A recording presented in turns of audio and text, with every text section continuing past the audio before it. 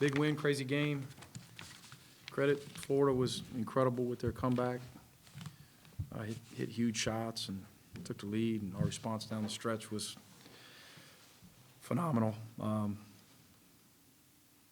Florida's really, really good. It was a big win for us. Questions? Were you just comment in the locker room in terms of, mild-mannered, and what was it like in there? I didn't get a chance to get in the locker room before the team attacked me in the coach's locker room with about 100 water bottles, so I had to change into this hoodie. I'm a little more comfortable now. Pants are still wet, a little cold, ready to get home to the pizza. What does it tell you about this team, too? You see a number lately, it's the Hoyle and Blue to hit Whew. the three, to Yeah. make some stops, make some free throws down in the last 45 seconds or so. It's just pretty, let's start with Blue. It's pretty unique that you're sitting there for a while on the bench watching the game and to go right back in the game and sprint into a huge shot like that. It's unique. He was ready, though. And I'm not sure this time last year as a true freshman, he understood that mentality. Maybe I'm wrong, but he continues to grow. He's a sophomore, and just being locked in and engaged in the game is some winning stuff. He goes in, and I was worried he was a little stiff,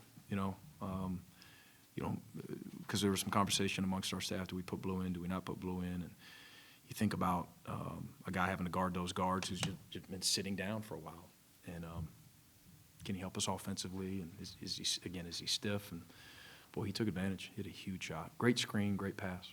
After that shot, Blue, some big rebounds by Asa. I mean, what did you see from him in the game? Heart, toughness, it's who he is. A lot of people don't use that word with him a lot because he's not 270, but he is tough, man. He just plays. He's got a motor. He fights through fatigue. Sometimes you can see in his face he just looks so tired because he's given everything he's got out there, and made some huge plays. What does it mean that your fan base can celebrate a victory like this? Oh, it's great. It's first and foremost, it's about our guys. It's I'm happy for them. They've worked their butt off. There's been a lot of adversity, of course. This was a team, we were in the top 25, I don't know, 3 weeks ago, 5 weeks, who knows? So all that positive noise that comes to these guys, they heard it. And not that we reacted really negatively to it at all, but then you find yourself here where you've lost a few in a row, and you got to keep it in perspective that it's the best league in the history of college basketball, and you're up 26 on number 2, and then all of a sudden you're down, and what an in-game response. Unbelievable, especially for a group that's not overly old and experienced, right? So I'm really happy for our guys, of course, but also really happy for our student section, and President Moorhead and Josh and our administration, and the crowd was awesome. It was rocking in there, especially when we got up late. You could really hear our fans. Were you involved in any pre-planning that led to the PA's repeated announcement request for fans to wait 90 seconds before Not at all. taking the court? No, I had my hands full with just hoping we could win by 1 point. That's it. I don't worry about those things. Our administration does a good job of that stuff. I didn't know it was coming. We got together for our usual post-game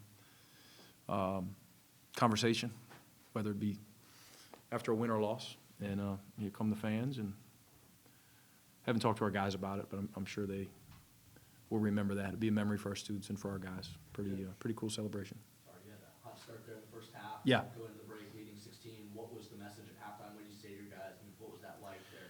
Same thing we say every game, honestly. We could have been, we were down 17 early in a game, early this season in a home game that we found a way to win. Same deal. It's about the first round of the second half. It's about the first possession. How do you win the first round of the second half, round 6? You got to get an A shot, got to get a stop, got to stay connected. Adversity's coming, haven't accomplished anything. Same stuff. It's 40 minutes. We're all saying the same stuff to our respective teams in different ways, and that's the way we say it to our guys. Our guys were pretty calm, pretty open to some of the film that we showed, some of the things that we needed to do a little bit better. I thought defensively they were really sharp early second half, and we didn't have that same downhill level of confidence and ball movement. And we played a little bit tentative there early second half offensively. Not sure we got to where we really played as aggressive at all in the second half as we did in the first. And some of that is watching the ball go in against your defense. You know, they stepped up and made some big shots. Yep, you're good. A lot of stoppages there in the last minute or so. I'm just curious, what's the message you're giving to those guys as, you know, you're starting to close it out there? Oh, so many messages. In the last minute and a half, I mean, the biggest one was let's make sure we don't call timeout. We're out of timeouts, right? And press offensive responsibilities, free throw line blockouts, whether or not we're going to foul, what type of defense we're going to play.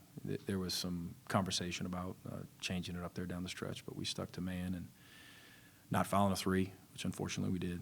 But it was close. You know, it was one of those you want to contest it, and at least we didn't jump. You know, but Clayton did a good job of drawing one. It seems like this team has been rejuvenated since that bye with, you know, the no midweek game last week. What have you seen?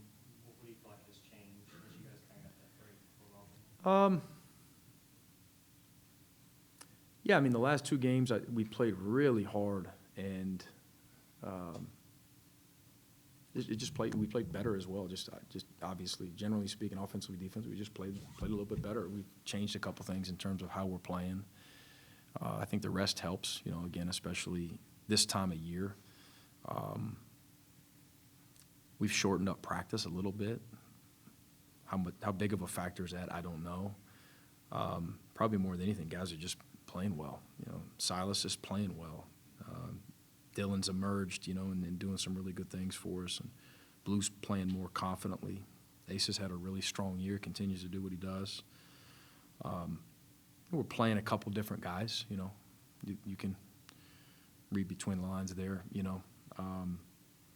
Playing a little bit differently with our roster and our rotations, but there's some other guys. There's a couple that didn't play tonight that, who knows, their number might be called in the next one or the following one. But as long as everybody's pulling for each other, we're good.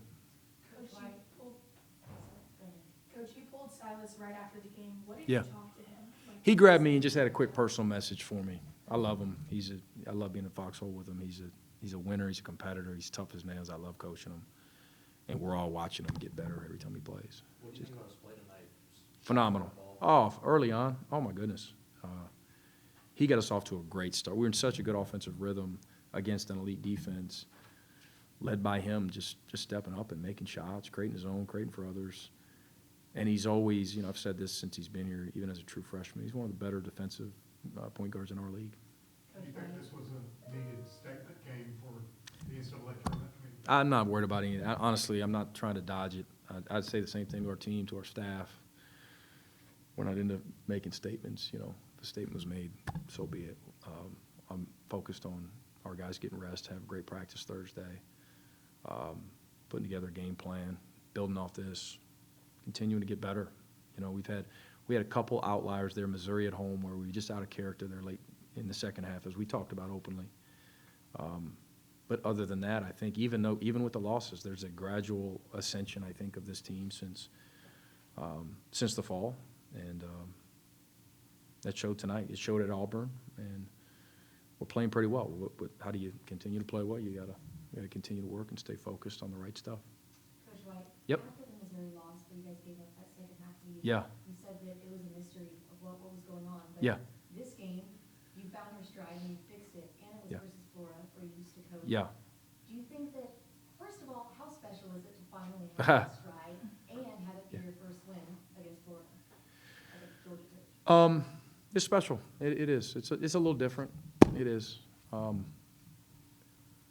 Every win, though, that you accomplish, you're excited about. It's on to the next, of course. This one was a little bit more special, too, because of the way that we performed against them in Gainesville. It just did not play well. It wasn't competitive. And obviously, Florida had a lot to do with that. Florida's really good.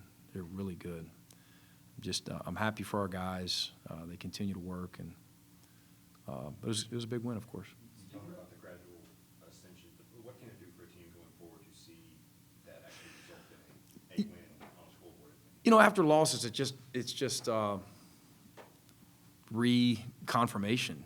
But our guys have had confirmation in the past. It's just part of the basketball season where you don't play well and then you get a big win, right? You lose to Marquette, but then you beat we lost to Ole Miss to start the SEC season, and probably had another one in there, and then you beat Kentucky, and then you beat Oklahoma, and so we've been capable all along, but a lot of it just has to do with how the other team's playing, right? You know, we've played some high level teams, and we've preached to our guys a lot about just faith, just having faith that if we just continue to work, good things will happen, you know. But if you're just so focused on the outcome of the last game and the outcome of the next game, especially as a young team, it's hard to perform well. Let's perform well. Let's play well. Let's get better, and good things will happen. We're in striking distance down the stretch. Then we'll start talking about finishing a game and winning a game, and we talked about that during the last couple medias. I think we lost round 7 or 8 there, if I'm not mistaken, maybe tied round 9, if I'm not mistaken, and then found ourselves down in round 10 and found a way. Got time for 2 more questions. What kind of adjustments did you see Florida make down there in the second half? I mean, was it just better play, or did they do a lot different? Again, I thought they were tighter defensively. We watching it live, and I'm anxious to watch it on film. We had another one of those, and I don't want to turn this thing into any negative stuff. It was a big win. We're all in a pretty good place right now. But early second half, we didn't defensively. I've seen that before, where we just didn't look quite as quick and fast to the ball, and our blockouts weren't as clean, and our contests weren't as clean, and they made us pay, you know. But some of that is just some of it was their actions. Credit those guys. There a couple back screen layups for Will Richard set a tone. They really settled in offensively early second half, and it was tough to slow them down from there. Coach Justin Abson, 20 minutes tonight, and then Yeah. Coach on the defensive side with 2 blocks, 3 steals. What was his impact like? Man, huge. You just said it. And also passing. How many assists did he have? 5? Got the 5.